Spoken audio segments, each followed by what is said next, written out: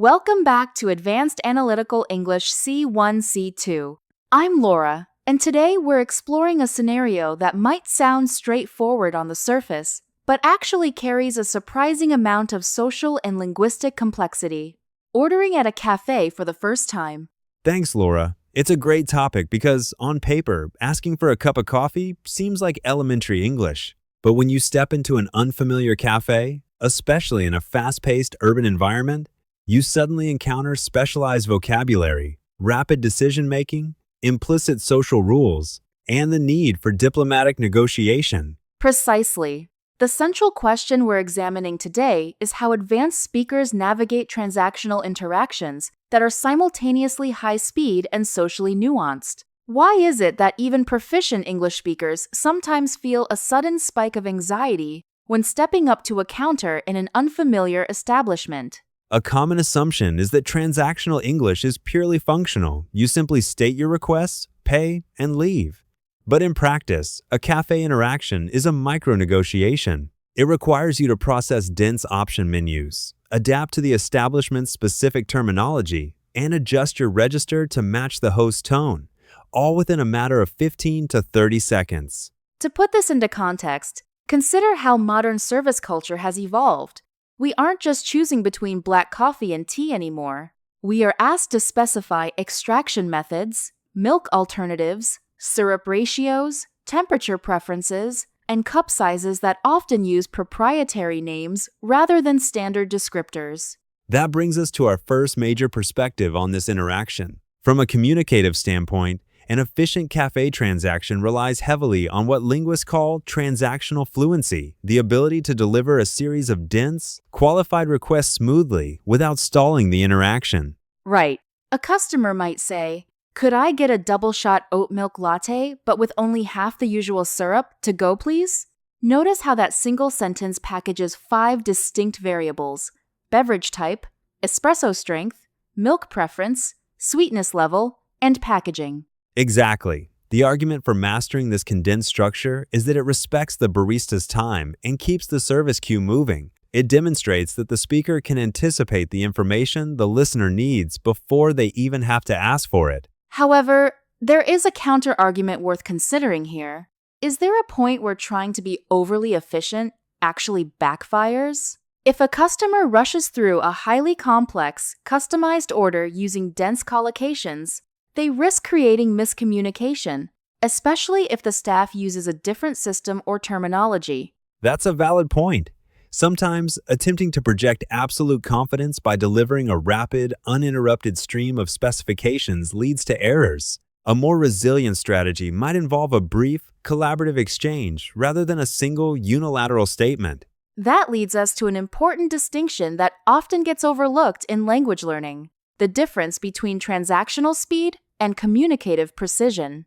That is a crucial distinction. Transactional speed is merely about how quickly you can utter a sentence. Communicative precision, on the other hand, is about ensuring mutual understanding while maintaining an appropriate level of interpersonal rapport. Let's examine a realistic case to see how this plays out in real life. Imagine a professional named Marcus visiting a high-end specialty cafe in London for the first time. The menu board uses vague, artistic terms like velvet pour or single origin draft, and the queue behind him is growing long. Marcus has 2 main options here.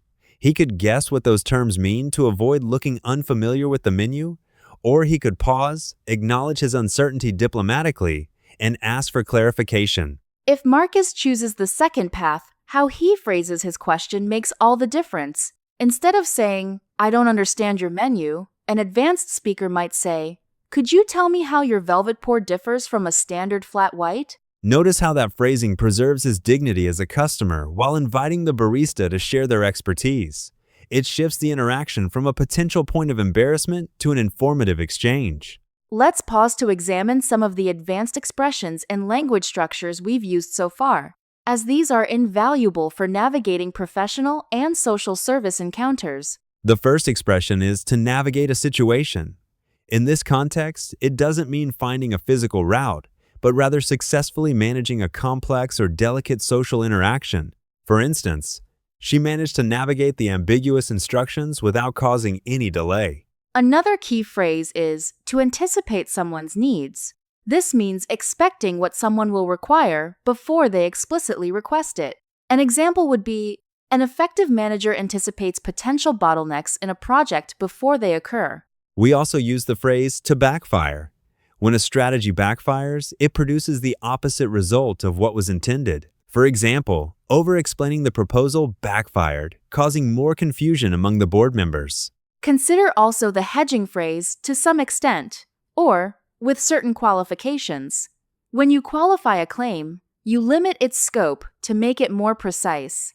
Rather than saying, "This menu is confusing," you might say, "The layout is somewhat ambiguous, with a few notable exceptions." Looking at the deeper implications of these everyday micro-interactions, we can see that how we handle minor transactional friction often reflects our broader communication strategy in high-pressure environments. Absolutely. Whether you are ordering a coffee, checking into a conference, or negotiating a minor contract detail, the ability to signal politeness without sounding overly subservient is a vital professional skill. There is also an interesting cultural dimension. In some cultures, service interactions are strictly functional and brief. In others, a brief exchange of pleasantries or a momentary hesitation is viewed as a natural, human part of the encounter. That brings us to our advanced speaking practice. We are going to walk through 7 distinct communicative prompts. Listen to each scenario, consider how you would structure your response using advanced language, and then listen to the model response provided. Prompt 1. You step up to the counter, but you need a moment to review the menu options without holding up the line behind you. How do you signal this diplomatically? Here is a model response. Please go ahead and serve the next person in line while I take a quick moment to look over your origin options. Prompt 2. The menu uses an unfamiliar term for a drink size or preparation method. Ask for clarification without sounding overly confused. Model response. Could you clarify how the draft extraction differs in flavor profile from your standard espresso? Prompt 3. You received a drink with whole milk, but you specifically requested oat milk due to a dietary preference. Correct the order diplomatically at the pickup counter. Model response. I'm so sorry to interrupt, but I believe I ordered this with oat milk rather than dairy. Would you mind double-checking that for me when you have a moment? Prompt 4. The barista offers a recommendation, but it contains an ingredient you do not like. Decline politely while keeping the interaction positive. Model response. That sounds like a fascinating combination, though I generally prefer to avoid sweet syrups. Is there a similar roast you'd recommend served plain? Prompt 5. You are ordering for 3 colleagues who all have specific customization requests. Introduce your complex order smoothly to the barista. Model response. I have a slightly complex order for 3 people today, so please let me know if you'd like me to slow down as we go through it. Prompt 6.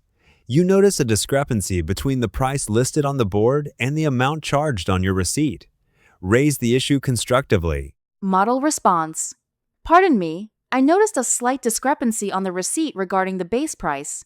Could we just verify that against the board menu? Prompt 7. The café is out of your preferred milk alternative.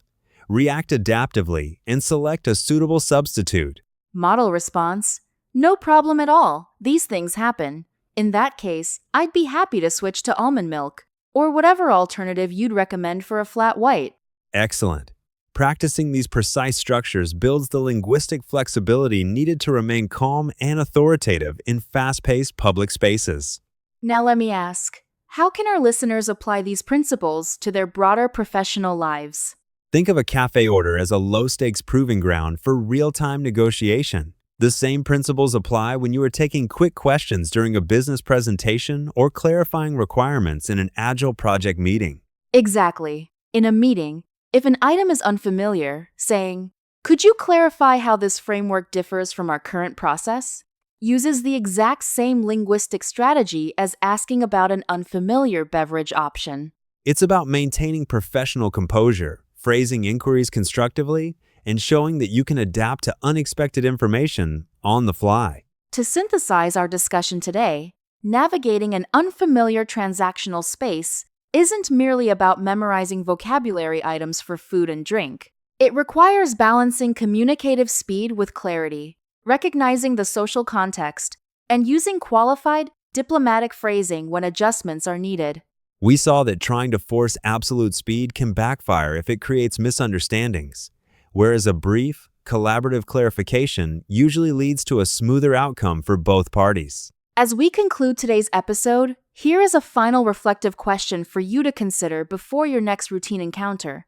The next time you find yourself in a novel or slightly pressured service situation, what linguistic choices can you make to project confidence while remaining open to collaboration? It is often in these small, everyday moments that our advanced fluency truly shines through, not through grand speeches, but through effortless precision under mild pressure. Thank you for joining us on Advanced Analytical English C1 C2. Keep observing the nuances of daily language. Keep refining your precision, and we look forward to exploring another complex topic with you in our next episode. Goodbye for now, and happy practicing.